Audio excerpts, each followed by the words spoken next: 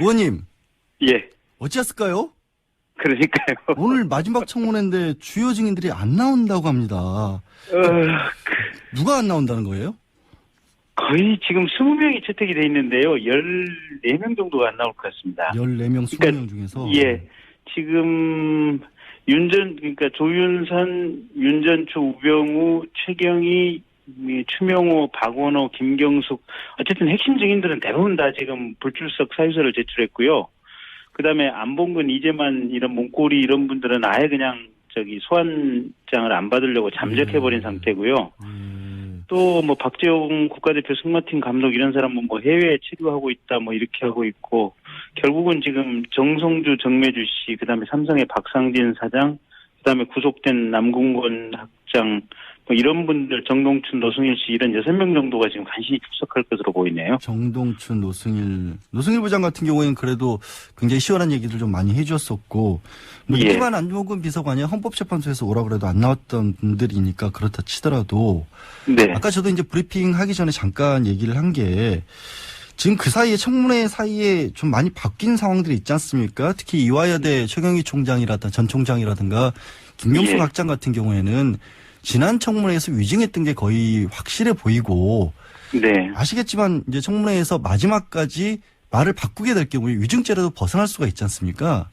예. 그런데도 이게 안 나오는 이유는 뭘까요? 그러니까 이제 저희 국회에서 이제 그런 분들, 그러니까 이제 조윤선 씨라든지 우병우 씨라든지 최경희 또 학장이라든지 뭐 이런 분들에 대해서 이렇게 기회를 준 거는 국민들 앞에서 위증했던 것을 사과하고 진실을 좀 얘기해라. 그러니까요. 그러면서 국민들께 용서를 좀 구해라라고 기회를 한 번 더 드린 건데, 그분들 본인들 스스로가 그냥 그 기회를 발로 차버린 것 같아요. 굉장히 안타깝습니다. 국회에서 위증하면 1년 이상 10년 이하 범죄가 또 추가가 되는 건데 고발하셔야겠네요. 그러면.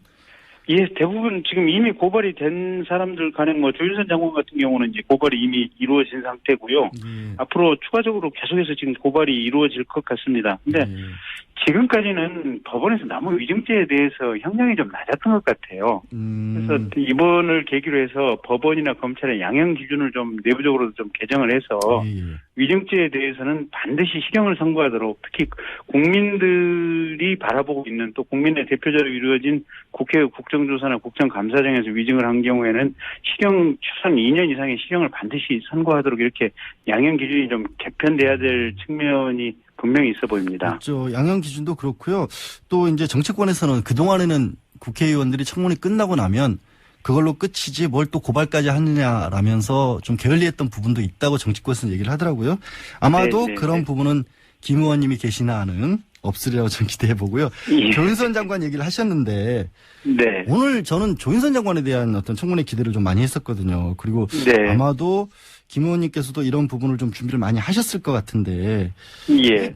블랙리스트가 작성과 관련해서 조 장관은 부인을 하는데 네. 특검에서도 이 블랙리스트 존재 확인을 했고 문체부에서는 심지어 대국민 사과까지 준비를 하려고 했었다. 네. 그런 얘기도 나오는데 그 부분과 예. 관련해서 뭐 준비하신 내용 말씀하실 게 있으시죠? 예, 그래서 이제 지난번 청문회 이후에 보면 특검 조사 상황이 상당히 지금 이렇게 강도 깊게 또 이렇게 굉장히 넓게 지금 조사가 진행 중인 것 같습니다. 그리고 특검도 이게 대표적인 헌법 위반 사례로 봐서 강하게 처벌을 하겠다라는 입장을 피력하고 있고요. 그래서 문체부 내부에서도 상당히 지금 술렁이고 있다고 합니다. 그러니까 이게 너무 많은 이 간부나 직원들이 연루가 돼 있다 보니까 이 정도 상황이 됐으면 빨리 이렇게 국회에서 사실을 인정하고 대국민 사과를 하자. 그러는 것이 문체부 내부적으로 피해를 최소화하는 길이다라는 것이 지금 내부에서 이렇게 의견이 모아지고 있는 것 같은데 오직 조윤선 장관만이 지금 버티고 있는 모양이에요. 사실 그렇죠. 공무원들이 아시겠지만 공무원들이 자기가 다 모든 책임을 지기 위해서 상급자에게 보고도 안 하고 그런 것들을 만들었다라는 거는 상상하기도 어렵지 않습니까?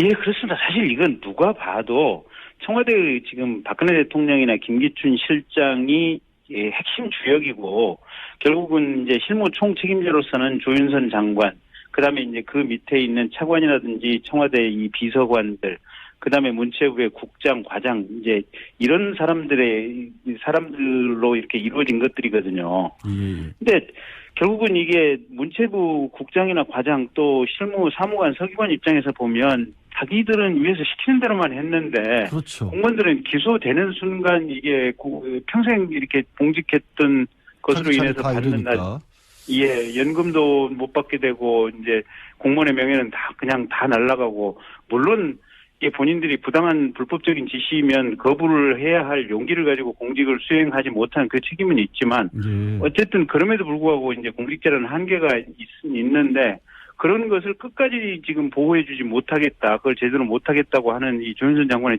태도는 사실은 납득이 안 가는 부분이죠. 보호를 못해준다기보다 적극적으로 다른 쪽으로 얘기를 했던 그런 의혹도 나오고 있죠. 그러니까 송수근 차관 임명한 게 결국에는 조 장관이 자기를 보호하기 위해서, 그러니까 자기 편으로 만들기 위해서 차관으로 임명을 했다, 그런 얘기까지 나오고 있는데요. 예, 그러니까 특검에서 이제 아마 그런 부분에 대해서 상당히 지금 조사가 됐다고 그러는데요. 이 송 차관 같은 경우는 지금 문체부 기획조정실장을 역임을 했었거든요. 그래서 이게 문체부 내 주요 보직을 역임하다 보니까 이런 블랙리스트에 관련해서는 상당히 많은 내용을 알고 있고 본인 직접 개입이 돼 있다. 그래서 이 사람은 차라리 승진을 시켜서 좀 더 핵심으로 끌어들여야만 증거인멸이라든지 이 사건을 숨기는 데 유리하다라고 보고 이번에 차관으로 승진시켰다라는 얘기가 타당하거든요. 그렇습니다.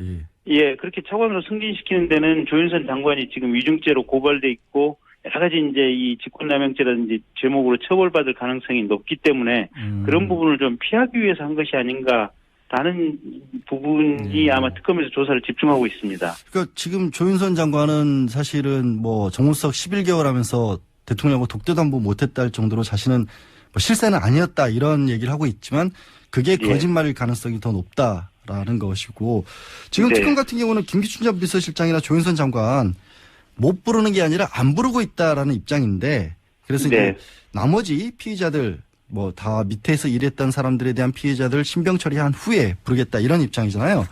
검찰에 계셨으니까 특검에서 이렇게까지 좀 조심하고 있는 건가요? 아니면 뭔가 확실한 증거나 이런 것을 아직은 못 찾았기 때문에 조금 미루고 있는 건가요? 거의 확실하게 증거는 잡았다고 보여지고요. 거의 확실하게. 예. 이제 이 사람들은 어쨌든 비중이 좀 있으니까 부르는 승부도 한번 불러서 조사하고 곧바로 사법 처리를 해버리려고 그러지 않을까 싶어요. 특히 김기춘 실장 같은 경우 더더욱인다나. 완벽하게 금호를 짜놓고. 예. 그래서 밖에서부터 차근차근 이렇게 완벽하게 조여 들어가는 수사 방식이라고 보여지고요. 이제 본인들은 어쨌든 아무것도 모른다, 관련도 없다. 김기춘 실장 심지어는 최순실 존재도 모른다라고 부인을 하고 있는 사람들이니까요. 예, 그러게요. 어차피 그래서 특검 의원님께서 그렇게 말씀하십시오. 네, 특검 나와도 뭐 그런 식으로 이렇게 뻔뻔하게 부인할 거 아니겠습니까? 어차피 부인만 할 거니까 증거 없이는 안 되겠다, 이거죠. 예. 혹시 지난번에 이제 우병우 전 수석이 나왔을 때 다른 의원분들과는 달리 이제 녹취록이라는 증거를 준비해서 오셨었잖아요. 네. 굉장히 인상적이었는데 이번에 혹시 오늘 공개는 못 하시지만 혹시 준비해 놓으셨던 게 있으셔요? 혹시? 지금 우병우 수석 같은 경우는 기본적으로 이제 뭐 이것저것 물어볼 것이 많이 있기는 한데요. 가장 핵심되는 부분은 이제 이런 것 같아요. 도대체 당신이 이게 공직자인데, 그러니까 대한민국의 공직기강을 총괄하는 민정수석이라고 하는 그 중요한 직책에 있었는데 도대체 공직이란 무엇이라고 생각을 하느냐. 그리고 공직자는 과연 누구를 바라보고 공직을 수행해야 하느냐. 국민이냐 아니면 임명권자인 대통령을 바라보고 공직을 수행해야 하느냐. 그러니까 이게 이분은 그렇게 뭐랄까. 뭐 그런 걸 기대하기 어려운 분이었겠죠. 그렇죠. 예, 그런 걸 기대하기 어려운 분이었겠죠. 기대하기 어려운 사람인데 그럼에도 불구하고 본인에게 뭔가 한번 물어보고 싶어요. 도대체 당신은 무슨 생각으로 그 검찰의 고위직을 그렇게 했으며 대한민국의 그 높은 직위에 올라가서 무슨 생각으로 그렇게 일을 했느냐. 그러게요. 또 한 번 당신이 지향하는 지향점은 무엇이었느냐. 또 한 번 식사하셨습니까? 라고 한번 물어보셨어야 되는데. 네. 오늘 나오는 증인들에 대한 얘기도 좀 여쭤볼게요. 오늘 그 청문회에 정성주 정매주 자매 그 미용 머리 담당하고 메이크업 담당이었던 자매가 출석을 하지 않습니까? 네, 네, 네. 마침 오늘이 이제 세월호 사고 1000일째 되는 날인데 네. 이 두 사람이 아무래도 대통령의 세월호 7시간 행적과 관련해서는 좀 뭘 알고 있지 않을까라고 지금 그 기대가 되는 그런 상황 아닐까요? 네, 네. 그 사람들에 그래서 대해서 뭔가 좀 물어볼 게 있으시겠죠? 상당히 물어볼 부분이 좀 많은 것 같아요. 예. 이게 지금 지난번에 그 일부 방송 인터뷰를 보면 예. 지금 아침에 한번 세월호 당일날 아침에 들어가서 대통령의 머리를 만지고 나왔다는 거거든요. 예. 근데 이제 그 부분에 대해서는 청와대에서는 이제 명백히 얘기를 안 하고 윤전추 씨는 지금 헌법재판소에 나와서 아침에는 보지 못했다고 하는데 오후에만 들어왔다고 했죠? 예, 오후에만 들어왔다 그러고 오후에 이제 출입 시간을 청와대에서 이제 3시 22분에 들어와서 4시 한 70분쯤 후에 나갔다고 이렇게 출입 시간까지 이제 청와대에서 지금 공개를 하고 있는 상황인데 예. 그 SBS 인터뷰 내용을 보면 정성주 씨가 분명히 아침에 들어갔다고 자기 입으로 아주 명백하게 얘기를 하고 있거든요, 보면. 그리고 세월호 당일이니까 당연히 기억을 하는 게 맞겠죠. 또. 예. 그리고 두 번째는 그 오후에 들어가서는 일부러 지금 머리 모양을 지금 연출하고 나왔다 그러거든요. 흐트러진 머리. 예. 그래서 과연 그 내용과 관련해서 분명하게 확인을 좀 해봐야 될 것 같고요. 예.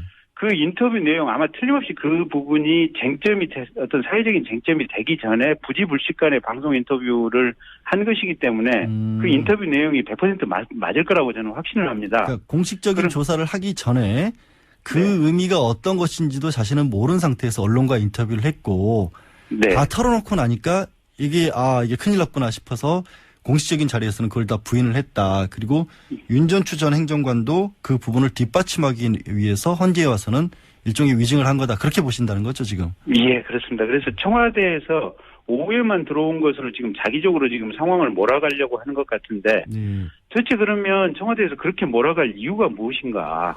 사실 오후에만 들어왔다는 것도 오후에 들어왔다고 예. 할지라도 뭐 20분 머리를 했다고 하지만 그 위급한 상황에서 20분 했다는 것도 이해하기가 어려운데 네. 굳이 아침에 만약에 들어왔다면 그것까지 막아야 할 이유가 저도 잘 이해가 안 가거든요. 그렇죠. 예. 그다음에 또 한 가지가 지금 일부 이렇게 언론에서 분석한 내용을 보고 있으면 그 당일날 오후 사진, 저녁 사진을 보면 분명히 성형시술, 이 필라 시술의 흔적이 대통령 얼굴 사진에 이렇게 영상에 분명히 박혀 있거든요. 여러 번 언론에서 의혹을 제기를 했었고요. 예. 근데 그러면 예. 이 머리를 만지는 분하고 그다음에 이제 얼굴 화장을 해주시는 두 자매분이니까 사실은 대통령의 얼굴이나 머리에 대해서는 그 신체를 아주 가깝게 접근할 수 있는 사람들입니다. 이 그러게요. 사람들이. 예.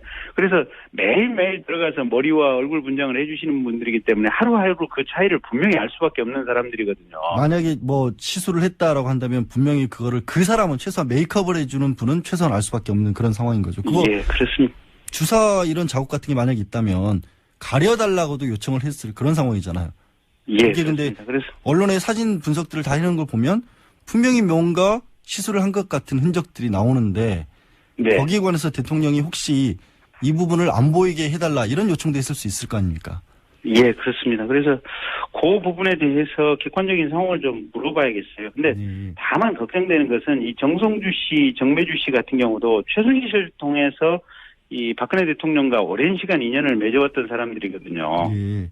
그래서 이분들도 과연 얼마만큼 청문회장에 나와서 사실을 얘기해 줄까라는 걱정이 하나 있고 또 정성주 씨 같은 경우는 본인 남편이 새누리당 국회의원 후보로 이번에 이제 예비 후보 등록을 하고 출마를 하려고 했었던 분입니다. 그렇죠.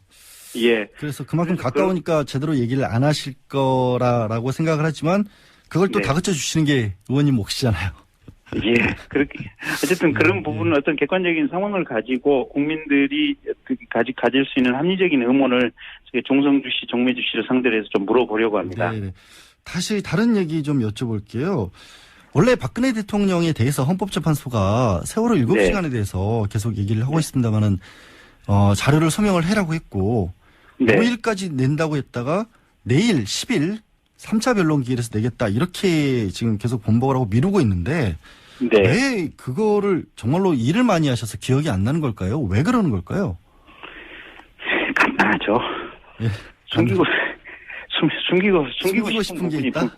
예. 분명히 있으니까 여태까지 얘기를 못 하는 거죠. 그게 아니라면 숨기고 싶은 부분이 없다면 사실은 무능의 극치를 달리거나 아니면 아이들이 죽어가는 상황을 보고도 아무 느낌이 없었던 정말로 정신적인 이상이 있는 상태에서 직무를 봤다. 뭐 둘 중에 하나밖에 없는 거죠.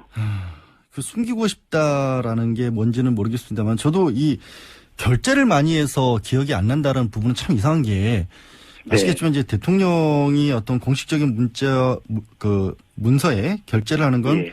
전자 결재를 하는 게 원칙이지 않습니까?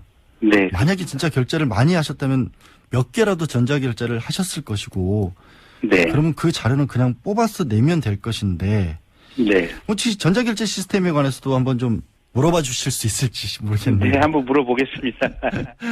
그런데 예. 전반적으로 보면 대통령이 그날은 지금 지난번에 정호성 씨 구치소 청문회를 했을 때 예. 대통령이 유달리 피로가 많아서 그날은 일부러 아무 일정도 안 잡고 지금 일부러 쉬게 해드리려고 공식 일정을 하나도 안 잡았다고 지금 그렇게 얘기를 했거든요. 그렇죠. 2시 이전까지에 대해서는 말할 수 없다라고 그랬죠. 정성훈 전 비서관이. 예. 그래서 사실은 대통령이 아무것도 안 하고 있었거나 아니면 우리가 여태까지 여러 가지 의혹을 제기했던 성형시술이라든지 이런 엉뚱한 일과 관련됐을 부분이 제일 높다고 봅니다. 지금 성형 얘기를 하셨는데 예. 언론에 새롭게 나온 얘기 중에 조원동 전 수석이 네. 이른바 김영재 원장을 해외에 진출시키기 위해서 컨설팅 업체 대표를 만나서 부탁을 했었잖아요. 네. 근데 이현주 씨. 이현주 씨하고 통화하는 과정에서 이 김영재 원장이 대통령 성형하고 관계가 있었다. 예. 그런 얘기를 하면서 또 그랬기 때문에 그 부분을 내가 이게 성공을 못 시키는 바람에 자리에서 물러났다라는 취지로 안정범 전 수석한테는 반드시 꼭 김영재 의원권은 챙겨라. 예. 이런 식으로 얘기를 했는데 사실 지난번에 김영재 전 원장 같은 경우에는 대통령 성형에 관해서는 다 부인했잖아요. 예. 그러면 이것도 이 청문회 위증이 되는 게 아닌가요? 혹시라도 만약에 성형 관련이 있다면? 그 부분도 위증이 될 가능성이 매우 높습니다. 그러니까 지금 조원동 수석이 물러가게 된 게 김영재 원장을 제대로 챙기지 못해서 그랬다고 하는 것이 정설이고요. 예. 심지어는 지난번에 청문회 때 산업연구원장 같은 경우도 이해운 의원 질문에 대해서 김영재 씨 해외 이렇게 진출을 제대로 돕지 못해서 결국 그 보복으로 그 직에서 조기에 해제됐다라고 청문회장이 나와서 질문을 하지 않았습니까? 예. 그래서 당시에 청와대 내부에서도 김영재 원장 사업을 제대로 챙기지 못하면 가차없이 날아간다라는 것이 뒤늦게 이제 이 조원동 수석이 이렇게 교체되는 것을 보고 청와대 내부에서도 모두가 인지하게 돼서 전부 이 김영재를 챙기기 위해서 서로 충성 경쟁이 벌어졌다 이런 얘기가 있거든요. 그러니까 성형외과 원장 한 사람 못 챙겨서 청와대에서 다 모든 사람이 날아간다. 네. 근데 그 말씀이 이게 맞을 것 같은 게 가능성이 충분히 있어 보이는 게 이게 김영재 원장에 관해서 최순실의 금고에서 네. 김영재 원장 관련한 서류들이 다 발견이 됐다라는 또 보도도 있었어요. 네. 그럼 김영재 원장에 대해서는 이게 청문회를 넘어서서 별도의 또 수사도 해야 되는 거 아니겠습니까? 고강도로? 특검에서 이미 지금 수사가 진행 중인 것으로 알고 있고요. 예. 그러니까 이제 여러 가지 가능성을 종합해 보면 김영재 원장의 사업이 사실상 김영재 혼자만의 사업이 아니고 사실상 최순실도 같이 이렇게 동업 형식으로 참여한 사업이었을 가능성도 충분히 있다. 예. 그래서 특검에서 아마 그런 부분을 종합해서 수사를 진행 중인 것으로 알고 있습니다. 그러지 않고는 그런 일이 벌어지기 어렵겠죠. 의원님 말씀 더 듣고 싶은데 오늘 인터뷰는 여기서 마무리 드려야 될 것 같고요. 오늘도 스카이 요정으로서의 가치를 충분히 빛내주시기 바랍니다. 고맙습니다. 예, 고맙습니다. 네, 지금까지